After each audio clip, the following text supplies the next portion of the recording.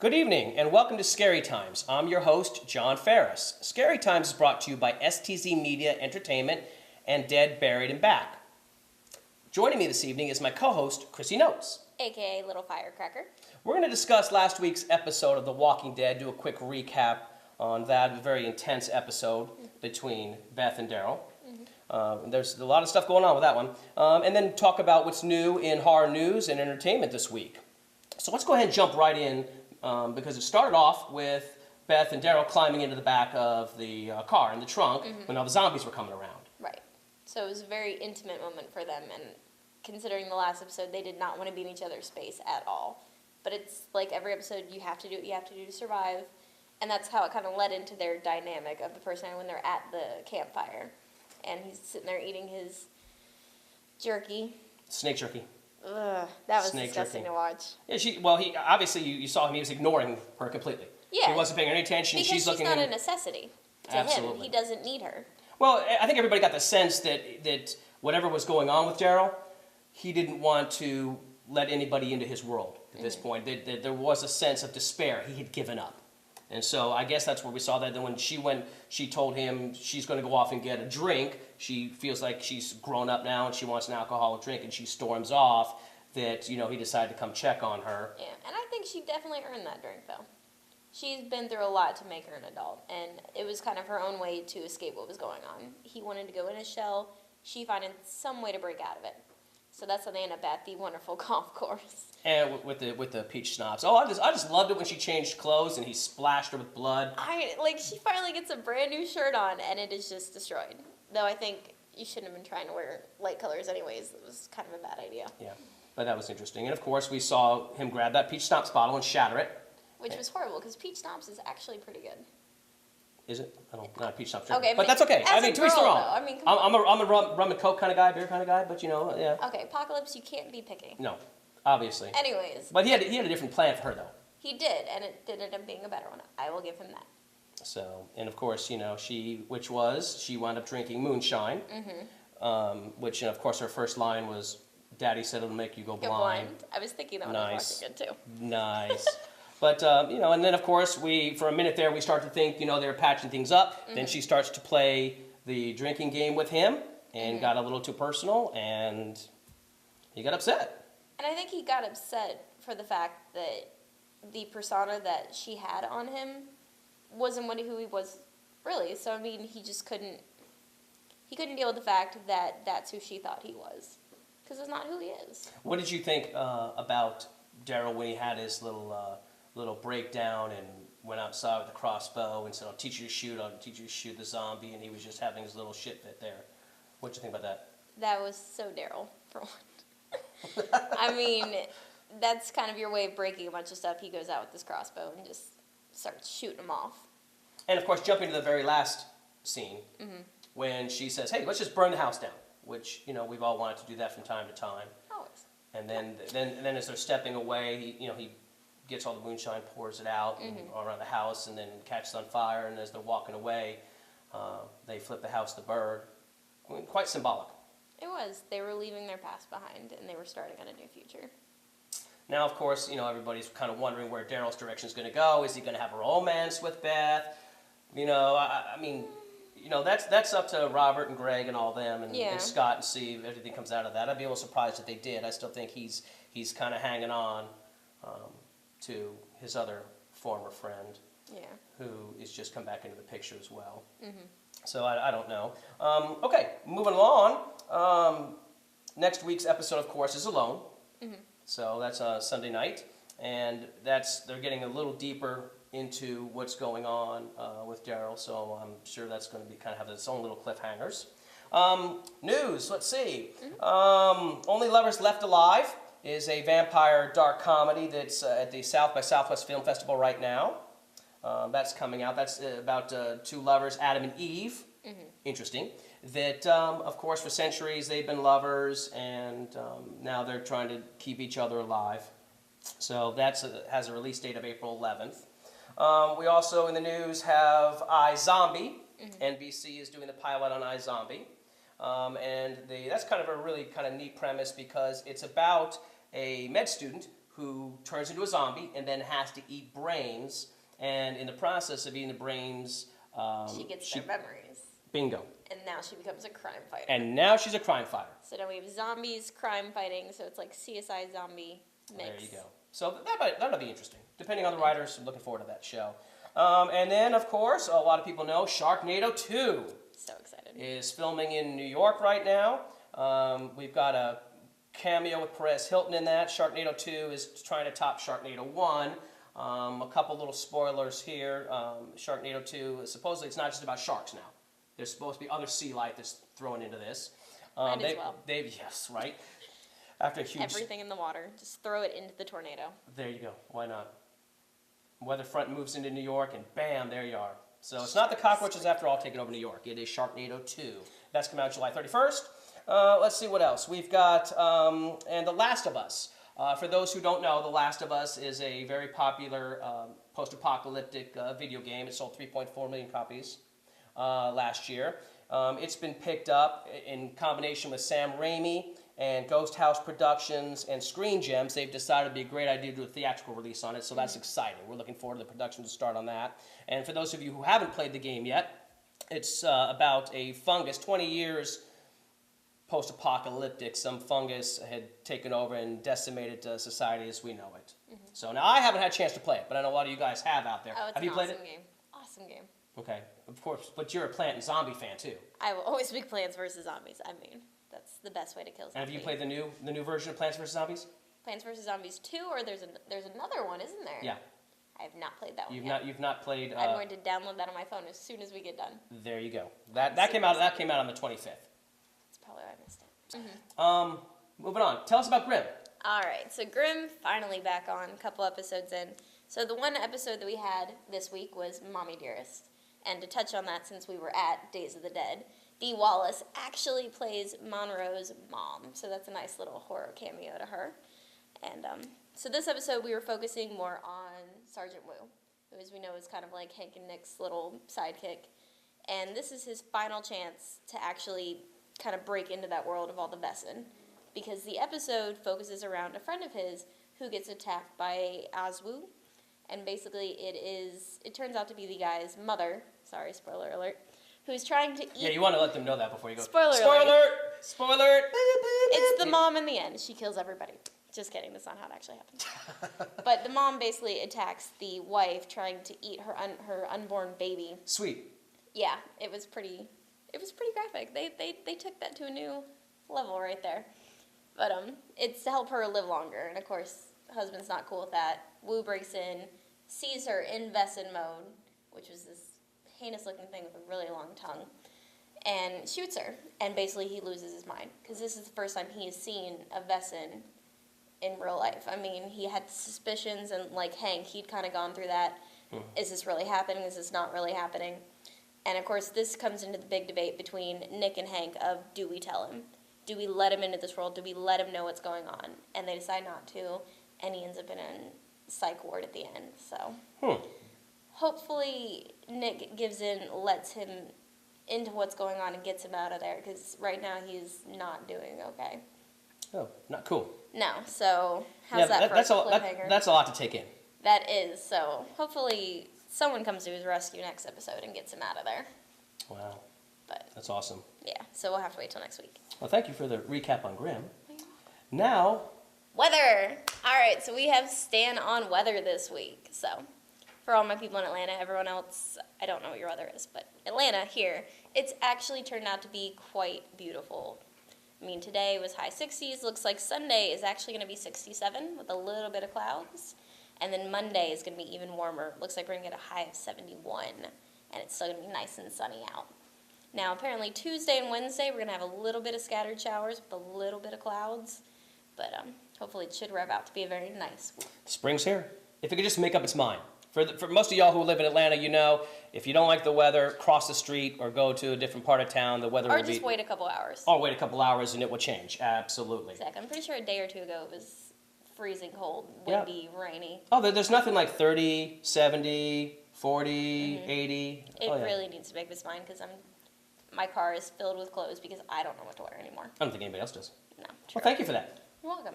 Now I'd like to introduce our guest this evening. We have the producer and director from Test Group with us, Albert Keith. Thank you for joining us this evening. Thank you for having us. Tell us a little bit about Test Group. Tell us about how the concept came around. Well, I'm Albert, and thanks for having us here. Test Group is the culmination of many years of just really being a huge fan of horror and all things gory and bloody and stressful. And I personally deployed overseas with the military, and that's when I started getting the idea after, you have these downtimes where you can watch movies on your computers, and all of us would watch these zombie movies. And so it just kind of grew on me, and I sort of became infected, if you will, with that. Came back to the States and started reaching out to actually do the project. I've done several things in front of the camera, and now I wanted to do something behind it. And in reaching out, I was just incredibly fortunate enough to come across this guy right here. Yeah. Basically, I shot him. He said that he had this idea for a zombie movie and stuff, and I went, well, I've already got one written. In fact, I have a trilogy of them written. And we sort of just went, okay, well, we'll just like combine forces and do this together. So, What were some of your your favorite zombie movies that influenced you guys? A lot of people are huge Romero fans, for example. well, and I love all the George Romero stuff. In fact, I have all of it. He's one of my friends on Facebook, and we talked several times in cons. But I also like the 28 Days and 28 Days Later set of films too.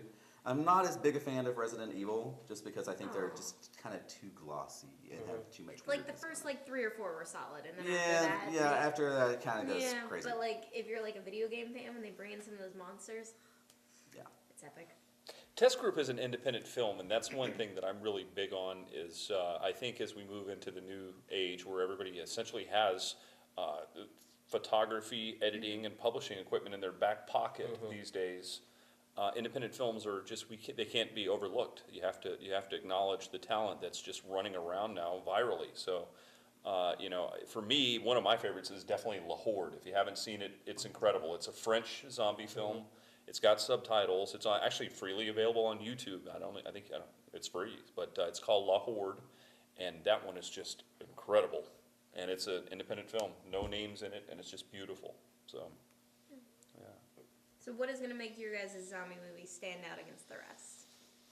Actually, there is a twist in the zombie movie, which we're not giving out yet because we want to save that for the people that are in there. I won't push. But there's, all the typical things that are in your zombie movies are there. Ours just are a little bit scarier than the zombies you've seen in other movies so far, because they can do things other zombies can't. What's y'all's gore factor like? Actually, I'm going back to old school, and we're actually trying to leave a lot to the imagination because I think that your imagination can provide a lot worse scares than showing so much blood and gut and gore. Now, of course, we're going to have some of it in there. You've got to. But for some of the biggest scares, they're actually more psychological than they are right there in your face. And I think also an equally important factor is the ambience of the experience of watching something. You can have a terrific film, and then when you've got some kind of goofy tuba music going on that just doesn't seem to fit, that can be a little distracting. And I think for this film, we're cracking the code with the right music too, because it literally, as the viewers will see when you watch a trailer, you kind of get sucked in a little bit. And this has added layers to it, and so that's another. And it's special all local thing. talent. The music is also local talent, and we have the casting call even coming up here for local talent here at Studio Z. It's an Atlanta Jewel. Wednesday. Yeah. Speaking of trailers, Yes. you guys just completed your trailer. Yes. It's a little short thing. It's only 2 minutes and 53 seconds or so, but it's actually kind of fun. And Krista Beth, who is our little star, she is so great in it. I love her. And we had her here last Yes. time. Thank you so Yeah. much. Yeah. She's a hoot. Let's rapped for us. let's pause for a second and let everybody take a quick look at the trailer because I loved it. It's just awesome. It's creepy, which is nice, like you said, Keith. It's one of those things you don't have to rely on tons of gore Right. from the word go on that. So let's take a quick pause and look at the trailer, and then we'll get back with our interview real quick. Okay.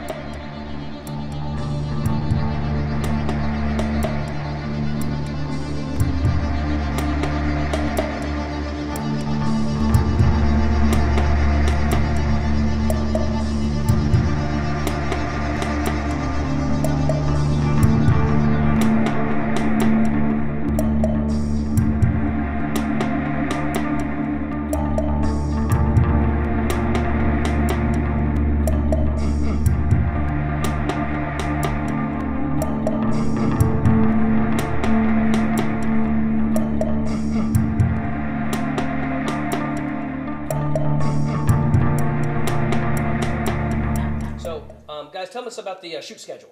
Now that we saw the trailer and stuff.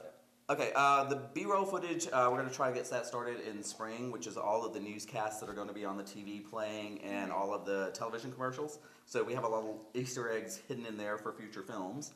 And then the actual production footage and stuff starts in the summer.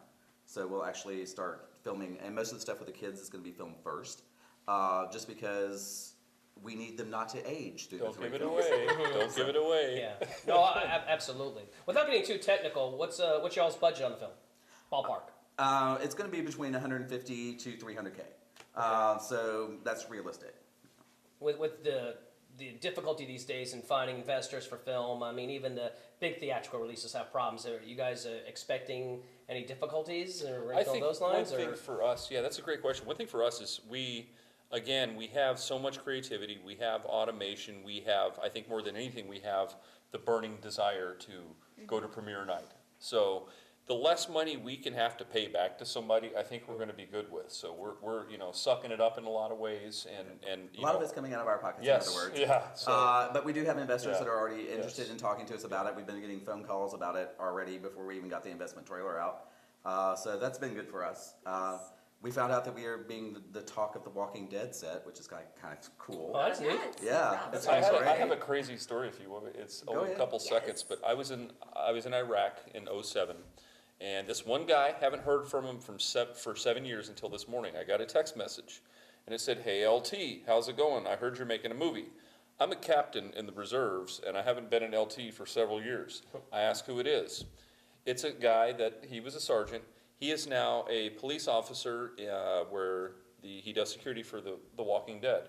And he overheard somebody talking about this film, heard my name, and somebody there gave him my cell number, and I heard from him after 7 years through that. That's awesome. And yeah, and I've already I'm been just getting humbled. I'm humbled. all these comments Yeah. and stuff from people that are other makeup artists and stuff that I've worked with before on other films. Yeah. And they work on The Walking Dead, and they go, "Yeah, we've been talking about your film." But I'm just like, "What? How did we become the subject Yeah, for them?" It's kind of Yeah. surreal. Yeah. So- Oh, So absolutely, absolutely. So the buzz is out there. Oh, Yeah. yeah. Which is yeah. good because anybody knows that making the film is only half the battle. Right. It's Sure. getting the marketing and distribution Sure. done on it and getting the word Sure. out there. But it sounds like you guys are doing it in reverse.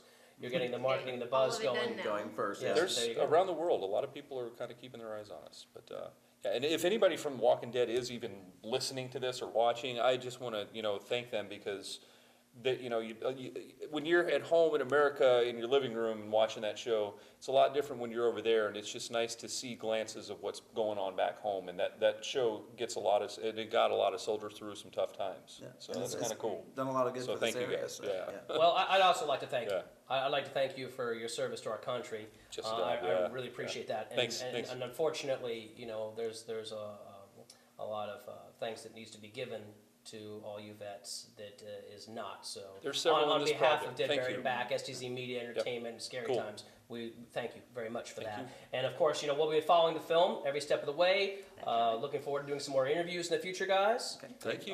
With Love you. it. And so again, thank you for joining us this evening. Amazing. Thanks. Appreciate it. Wrap us up, young lady. All right, so we got a big couple weekends ahead. So this weekend we had In Fear, which is a couple that are stranded on some back roads, and they're having to have their car as their only protection. So we'll see how that one goes. The other one being Skinless, which in my opinion is kind of a take on the fly, but we have a oncologist who finds a cure for skin cancer with an exotic parasite and decides to test it on himself. So Nasty. yeah, he turns into something, well, skinless.